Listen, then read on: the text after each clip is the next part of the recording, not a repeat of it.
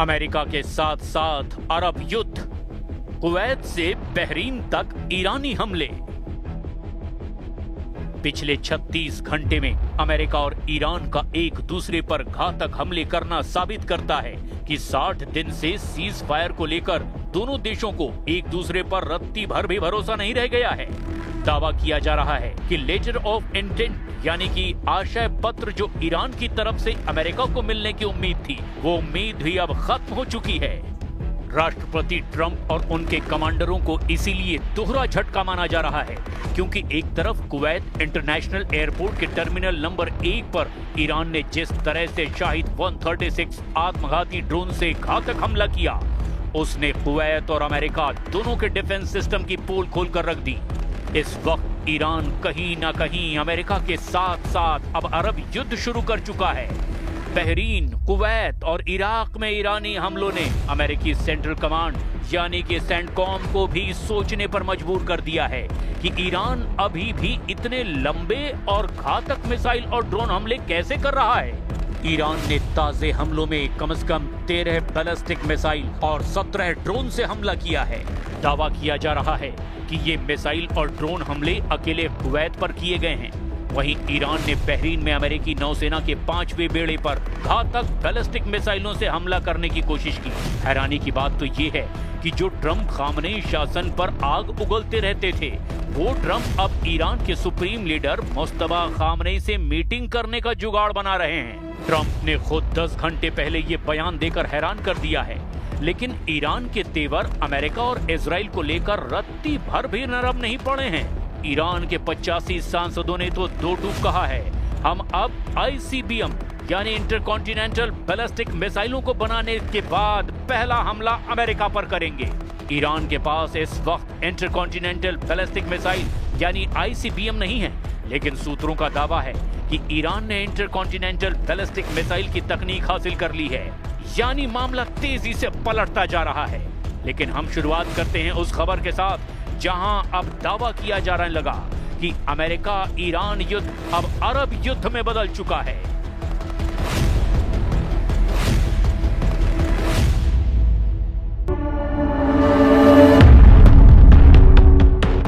Iran का अरब युद्ध, double मोर्चे पर घिरा अमेरिका।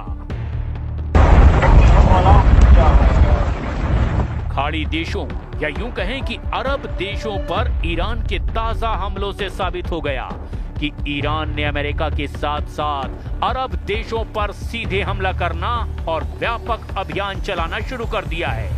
ईरान ने इन हमलों से अरब देशों और अमेरिका पर मनोवैज्ञानिक दबाव बनाया है कि अगर ईरान के ठिकानों पर हमला होगा तो ईरान भी अमेरिका की सबसे कमजोर नब्ज अरब देशों के दोस्त मुल्कों पर सीधा हमला करेंगे। कुवैत से लेकर बहरीन तक और बहरीन से लेकर इराक तक ईरान के हमलों से अमेरिका पूरी तरह बौखलाया हुआ है। अमेरिका के पैट्रियट और थार्ड जैसे एयर डिफेंस सिस्टम भी पूरी तरह से ईरानी हमलों को रोक नहीं पा रहे हैं, जिसकी वजह से अरब देशों में खौफ पैदा हो गया है। खबर तो ये भी है कि अरब, कुवैत, UAE और बहरीन जैसे खाड़ी देश मिलकर के ईरान से मुकाबले की तैयारी कर रहे हैं, जिससे ईरान का अरब युद्ध एक तरह से शुरू हो चुका है। यानी अब अमेरिका भी दो मोर्चों पर घिरने लगा है। ईरान द्वारा कुवैत, बहरीन और इराक पर किया गया ये ताजा और भीषण हमला केवल सैन्य कार्रवाई नहीं, बल्कि इसके पीछे एक बहुत बड़ी रणनीतिक और कूटनीतिक टाइमिंग भी छिपी बताई जा रही है।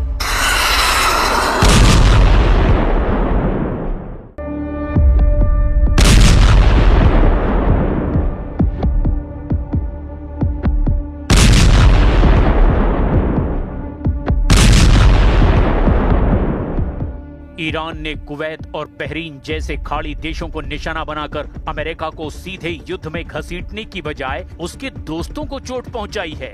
बहरीन में अमेरिकी नौसेना का 5th फ्लीट मुख्यालय ईरान के टारगेट पर आ गया और कुवैत में बड़े अमेरिकी सैन्य ठिकाने पर हमले किए हैं। इराक के अल असद एयरबेस पर अमेरिकी सैन्य अड्डे पर भी ईरान ने हमला किया। कुवैत के इंटरनेशनल एयरपोर्ट के टर्मिनल नंबर 1 पर ईरान ने हमला किया। इस हमले से उसने सभी को चौंका दिया। ईरान ने कुवैत पर 13 मिसाइल और 17 ड्रोन से हमला किया। यही वजह है कि ईरान के हमलों से खाड़ी में खलबली मची हुई है। कुवैत, बहरीन, यूएई और सऊदी अरब जैसे देश इस युद्ध में अमेरिका का खुलकर साथ देने से हिचकिचा रहे हैं। वो नहीं चाहते कि उनकी धरती पर ईरान की मिसाइलें बरसे। यूएई का ओपेक से दूरी बनाना इन देशों की कूटनीतिक चुप्पी ये बताती है कि अमेरिका को उस इलाके में वो लोकल सपोर्ट नहीं मिल पा रहा जो ईरान को पूरी तरह दबाने के लिए जरूरी है। और यही वजह है कि ईरान पर अब अमेरिका घातक हमले उस तरह से नहीं कर रहा है जैसा वो करता रहा है। ट्रंप ने भी ताजा बयान में साफ कहा कि वो ईरान के साथ कोई ना कोई शांति वार्ता के करीब पहुंच जाएंगे। ट्रंप के ये बयान साबित करते हैं कि ईरान पर अमेरिका ताकत के बल पर अपनी मनमानी अब नहीं कर पा रहा। Negotiation itself has gone very well, actually. Very well. Mr. President, It could happen. I mean, if it happens, and it might not happen, you know, who knows? But if it happens, it could happen like over the weekend. How do you define ceasefire, sir? How do you define ceasefire? Pretty much the way it is. It's a different part of the world. You know, I'd say in that part of the world, ceasefire is when you're shooting in a more moderate manner. ICBM बनाएगा Iran, America पर करेगा पहला हमला। Iran ने लगभग 100 दिन के तनाव और युद्ध में अमेरिका, इजराइल और खाड़ी देशों को अच्छी तरह से समझा दिया है कि ईरान कहीं भी और कभी भी हमला कर सकता है। अमेरिका का रक्षा कवच ना अपने सैन्य अड्डों को बचा पाएगा और ना ही अरब देशों को बचा पाएगा। दावा किया जा रहा है कि ईरान अब ऐसे हमले की तैयारी कर रहा है जो शायद कल्पना से भी परे हैं। ईरानी सांसदों ने अमेरिका में घुसकर ईरान से हमला करने की अपील कर दी है।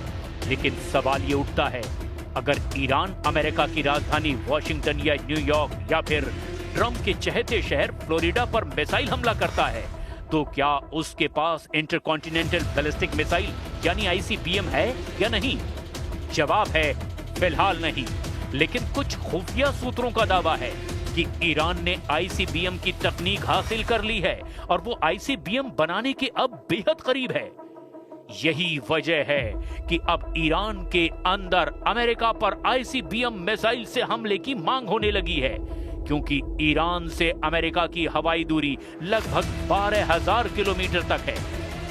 ईरानी संसद में आईसीबीएम यानी इंटरकॉन्टिनेंटल बैलिस्टिक मिसाइल बनाने की मांग तेज हो चुकी है। तेहरान से आ रही खुफिया रिपोर्ट के मुताबिक ईरान के भीतर इस युद्ध के बीच परमाणु और लंबी दूरी की मिसाइल क्षमता बढ़ाने का दबाव बढ़ गया है। ईरान के 85 कट्टरपंथी सांसदों ने सर्वोच्च नेता मुस्तफा खामनेई को पत्र लिखकर मांग की है कि ईरान को अब बिना देर किए इंटरकॉन्टिनेंटल बैलिस्टिक मिसाइल यानी आईसीबीएम विकसित करने की आधिकारिक अनुमति दे देनी चाहिए। इन ईरानी सांसदों का साफ कहना है, अब वक्त आ गया है, हम अमेरिका के चुनिंदा शहरों पर आईसीबीएम यानी इंटरकॉन्टिनेंटल बैलिस्टिक मिसाइल से हमला करें। अब सवाल उठता है, अगर ईरान आईसीबीएम बनाता है तो ईरान कहां-कहां हमला अमेरिका पर कर सकता है? इसका जवाब है अमेरिका की राजधानी वॉशिंगटन डीसी, जिसकी ईरान की राजधानी तेहरान से हवाई दूरी लगभग 10,175 किलोमीटर है। वहीं न्यूयॉर्क से तेहरान की हवाई दूरी लगभग 9,850 किलोमीटर है, जबकि ट्रंप का सबसे चहेता शहर फ्लोरिडा तेहरान की हवाई दूरी से लगभग 11,490 किलोमीटर दूर है। साल 2019 में ट्रंप ने अपने मूल गृह राज्य न्यूयॉर्क को छोड़कर कानूनी रूप से फ्लोरिडा को अपना स्थायी निवास बना लिया था। फ्लोरिडा को ईरान अपना सबसे प्राइम टारगेट मानता है।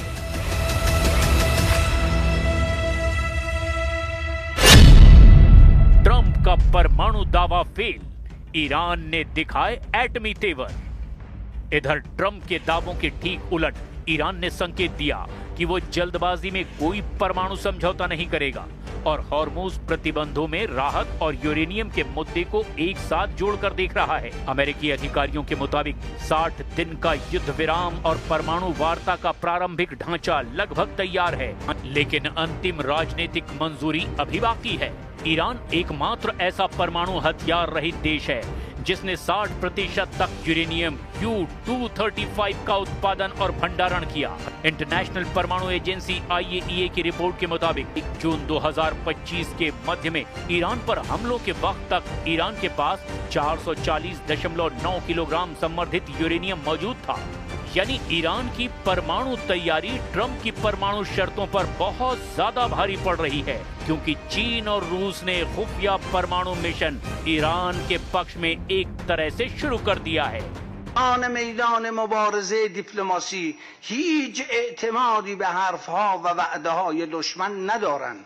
آنچه برای ما ملاک است دستاوردهای عینی است که باید کسب کنید تا در مقابل آن دست به انجام تعهدات خود بزنیم و تا اطمینان پیدا نکنیم که حقوق ملت ایران را گرفته ایم هیچ توافقی را تأیید نخواهیم کرد.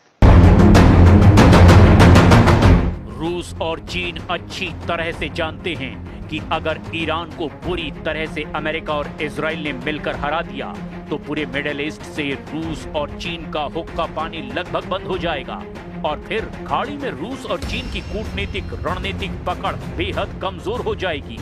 हम आपको मौजूदा वक्त में राष्ट्रपति पुतिन के बेहद करीबी और राइट हैंड पूर्व राष्ट्रपति दिमित्री मेदवेदेव का वो बयान दिखाते हैं जो उन्होंने 22 जून 2025 को दिया था। ये बयान उस वक्त दिया गया था जब ईरान पर पहले राउंड के तहत अमेरिका और इजराइल ने मिलकर ईरान के फोर्दो, नतांज और इस्फहान परमाणु ठिकानों पर भयंकर बमबारी की थी।